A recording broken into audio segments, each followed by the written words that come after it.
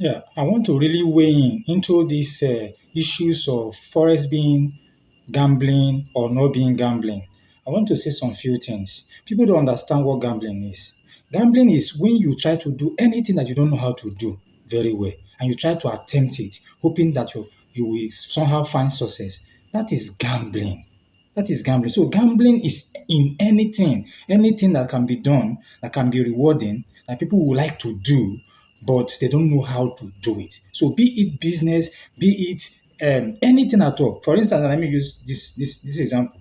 You go and get an auxiliary nurse, for instance, or a nurse that is just still learning, and you instead of going to the hospital, and you bring him to come and treat you or your children or anybody that you know, what you are doing is gambling. Why? Because the person doesn't know how to do it.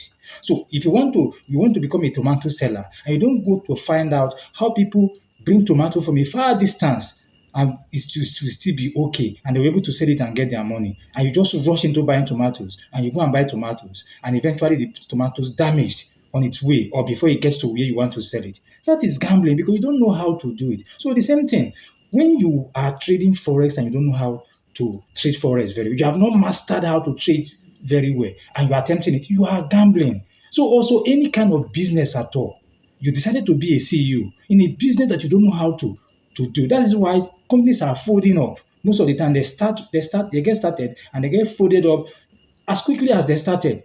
That is gambling. So gambling is when you attempt what you don't know how to do. So forex is not different. So forex is a legit and a very fine stuff that you have to master very well, and you can use it to make money.